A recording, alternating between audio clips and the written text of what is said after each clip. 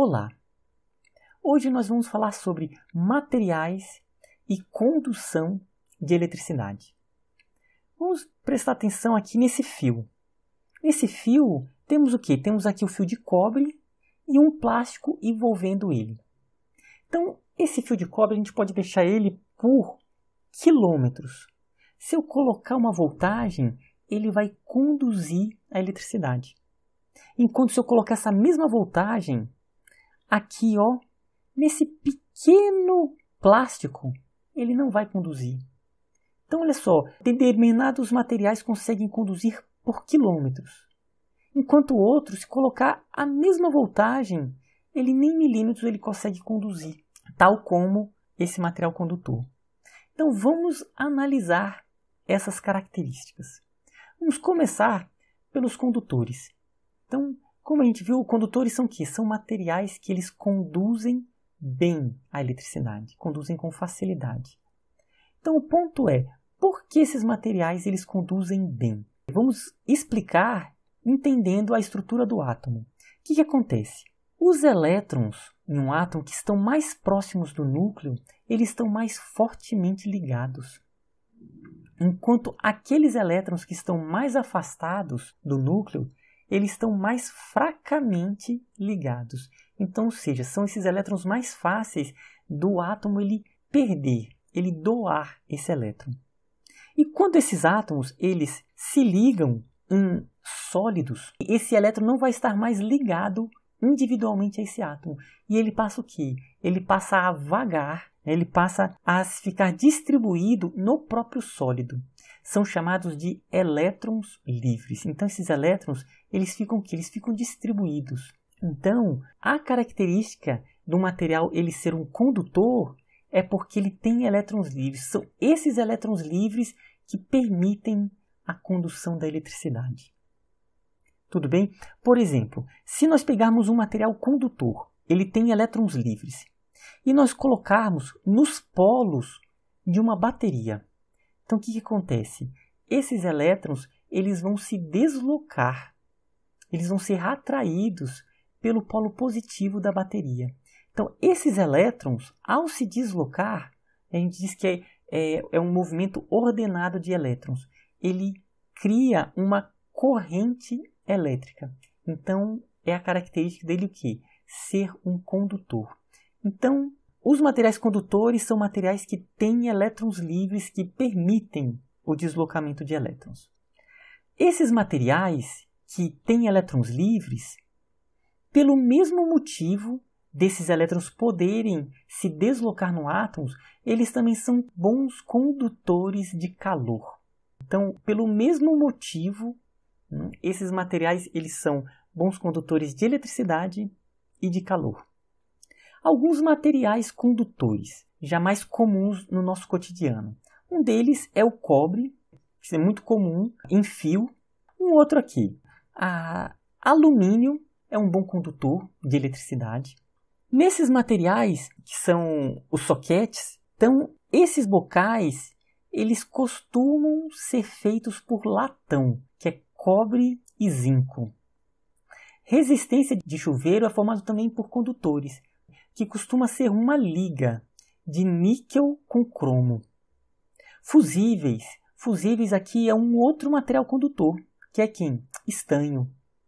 Dentre esses condutores, tem uns condutores que são muito bons, né? Entre eles é quem? A prata, o ouro e a platina. Então, são materiais que eles conduzem bem a eletricidade, eles não sofrem a corrosão, eles são usados em pequena quantidade em determinados circuitos, em determinados materiais tecnológicos, quando precisa desses elementos.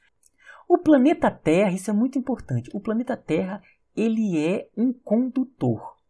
Então, esse é uma questão importante porque depois, quando a gente for falar sobre aterramento, a explicação do aterramento é porque o planeta Terra ele é um condutor. O ser humano ele também é um condutor de eletricidade. A água de torneira, ela tem ali íons, então faz com que ele também conduza a eletricidade. A água de torneira. Água destilada não. Na lâmpada incandescente é um outro material, que é o quê? O tungstênio. Então, é um condutor também de eletricidade. Então, falamos um pouquinho dos condutores, vamos falar agora dos isolantes. Então, isolantes é o quê? São materiais que eles não conduzem a eletricidade com facilidade. Eles não conduzem a eletricidade.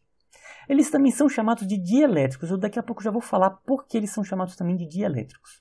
O motivo desses materiais serem isolantes é simplesmente pelo motivo de eles não terem elétrons livres. Então, não tem elétrons livres, tem uma quantidade muito pequena comparada com os condutores, de maneira que eles não conduzem bem a eletricidade. Então, por exemplo, se eu pegar aqui, igual a gente fez com o de metal, se eu colocasse um fio de algum isolante, uma borracha, não ocorreria esse deslocamento. Mas a questão é, se eu colocar aqui um isolante, em vez desse metal, e colocar ele nos polos, o que vai acontecer com o átomo? Olha o que vai acontecer com o átomo. Isso aqui é antes de conectar com os polos. Olha, aqui está o núcleo positivo e a eletrosfera negativa. Só que esses elétrons no isolante eles estão fortemente ligados. Então, quando a gente conecta o isolante nos polos de uma bateria, o que acontece? Os elétrons eles são atraídos pelo polo, só que ainda estão tão fortemente ligados que eles ficam aqui. Eles ficam aqui ainda conectados ao átomo individual. Então perceba que ocorre aqui uma polarização. Então fica um polo positivo e um polo negativo de carga. O valor líquido dele continua neutro ainda. Tudo bem? Então, por esse motivo, os isolantes também são chamados de dielétricos. Ele forma esses dois polos elétricos no átomo. Mas o átomo como um todo ele continua com o mesmo valor de carga líquida. Então, ele só acontece essa polarização. Então, é isolantes ou dielétricos.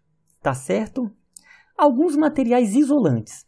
Um deles é o plástico, que envolve o fio de cobre. A madeira é um bom isolante. No fio de cobre, não esses aqui. Esses que a gente compra separado, ele costuma vir com verniz. Então, esse verniz é um isolante. Então, tanto que se você for fazer um motorzinho, você tem que raspar algumas partes desse fio de cobre, que ele tem esse verniz que isola. A borracha, né? Então a borracha é um isolante. Aqui, ó, esse material, em muitos casos, é porcelana, é um isolante. Qualquer tipo de proteção desse bocal vai ser sempre um isolante, né? Tem uns materiais que são baquelite, o papel é um isolante, o vidro é um isolante. Enfim, então nós temos vários materiais isolantes e muitos outros. Vou mostrar aqui uma tabela só para a gente ter uma noção, para um outro ponto de vista sobre os condutores e os isolantes. Essa letra aqui, Rho, significa a resistividade. A gente vai falar nos próximos vídeos sobre a resistividade. Mas, de uma maneira muito simples, a resistividade nós poderíamos definir como uma medida da oposição de quanto o material ele dificulta a condução de eletricidade. Ou seja, quanto maior esse valor, mais ele dificulta a condução de eletricidade. Quanto menor o valor, menos ele dificulta. A gente ainda vai falar com mais profundidade da resistividade. Agora é só para mostrar os condutores e os isolantes. Percebam então que os condutores, a prata, aqui é 10 a menos 8. 1,47 vezes 10 a menos 8. Então, de todos esses aqui, é o que tem menor valor da resistividade. Então, ou seja, é o que conduz melhor a eletricidade dentre esses que estão listados aqui. Então, perceba que o número da resistividade vai aumentando. Então, todos esses materiais aqui, a prata, o cobre, o ouro, o alumínio, vai até ali mercúrio, todos esses são condutores. Tem ligas aqui também, o nicromo, a manganina, são também condutores. Aí agora vamos para os isolantes. Olha aqui, o âmbar, por exemplo, ele tem 5 vezes 10 a 14.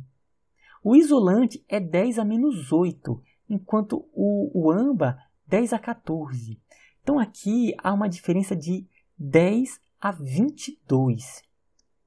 Isso é muito, é um número muito grande. É o número 1 seguido de 22 zeros. Então, vocês percebam que é uma diferença da resistividade dos condutores para os isolantes. Então, aqui a gente tem vários, né, que é o âmbar, o vidro, a lucita, a mica, o quartzo, o enxofre, vai até madeira.